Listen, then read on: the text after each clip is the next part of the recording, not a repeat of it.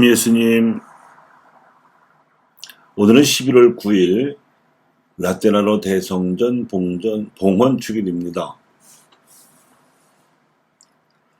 라테라노 대성전은 로마 제국으로부터 박해를 받던 그리스도교를 황제 콘스탄티누스가 공인하면서 로마 교구의 지도자 성전으로 봉헌한 성전입니다. 그래서 박해의 종식과 신앙의 승리를 상징하는 건축물이자 그리스도교 역사상 첫 성전입니다. 박해 시대에는 성전을 지을 수도 없었거니와 예수님 당시에는 더욱이 예루살렘 성전을 장악한 사두가이들과의 적대적 관계로 인해서 신앙의 모든 모임과 활동과 행위는 성전 바깥에서 이루어졌었습니다.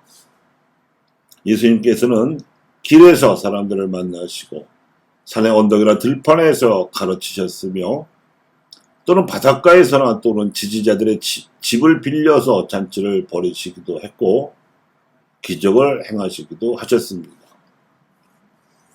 한마디로 일상생활이 이루어지는 모든 시간과 공간이 하느님께서 현존하시는 신앙의 시공간이었고 이것이 당시 지배적인 유다교의 성전 종교를 대체하여 하느님을 영과 진리 안에서 예배하는 방식이자 새로운 신앙 문화였습니다.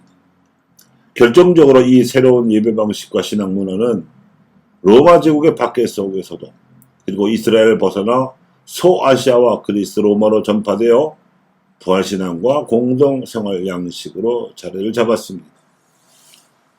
라테라노 대성전이 로마 교구의 지도자 성전으로 봉헌된 후 신앙이 전파되는 곳마다 신앙의 상징으로서 곳곳에 성전이 지어졌습니다. 그러다가 16세기에 로마의 라테라노 대성전보다 더 웅장한 베드로 대성전을 짓는 과정에서 예루살렘 성전 정화 사건과 비슷한 사태가 벌어졌고 이에 대해 항의하던 그리스도인들이 갈라져 나갔습니다. 그 후에도 성전 중심의 그리스도의 역사는 지속되다가 제2차 바티칸 공회가 열리고 그리고 나서야 부활신앙을 중심으로 하는 역사가 수면 위로 떠오를 수가 있었습니다. 하지만 도입 초기부터 박해를 겪은 한국 천주교회는 달랐습니다. 100년 동안 전국의 산재한 교우촌에서 영과 진리 안에서 하느님을 기도로 예배하는 신앙의 전통이 뿌리 내렸었기 때문입니다. 그런데 박해가 종식된 직후 라테라노 대성전처럼 신앙의 승리를 상징하는 건축물로서 명동 대성당을 짓고 나서 일제강점기와 해방 직후 그리고 한국정쟁 직후까지 간헐적으로 성전을 짓다가 경제가 성장하고 신자들이 늘어나던 1970, 80년대에 우후죽순처럼 전국 방방곡곡에 성당이 세워졌습니다.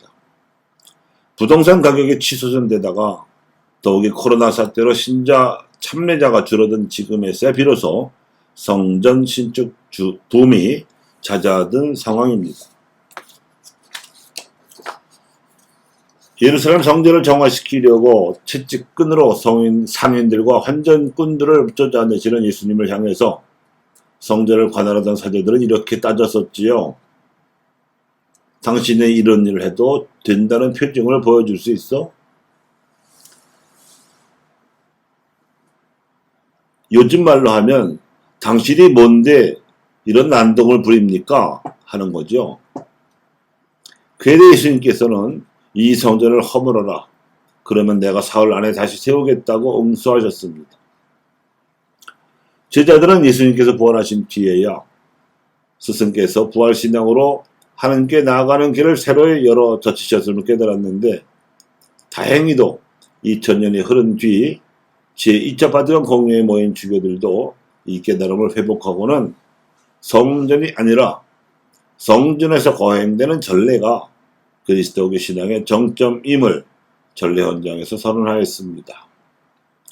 당연히 전례란 부활하신 그리스도께서 지금 여기에 현존하심을 알아보는 기회이고 세상 도처로 나가서 그 현존을 증거하도록 재촉하는 성사입니다.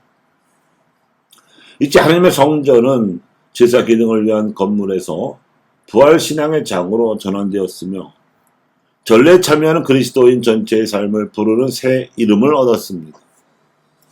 부활신앙을 살아가는 그리스도인의 삶이야말로 성령께서 사시는 성전이 되었기 때문입니다.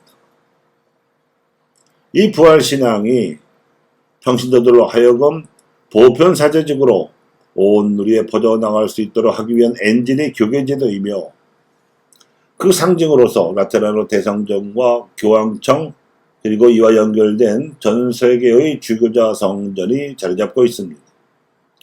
공동합의성에 관한 최근 교황청 국제신앙위원회 문서에 따르면 부활신앙에 관한 신자들의 신앙 감각을 존중하기 위하여 하나님 백성의 교회가 공동으로 책임을 지고 있음을 깨달아야 한다고 강조하였습니다.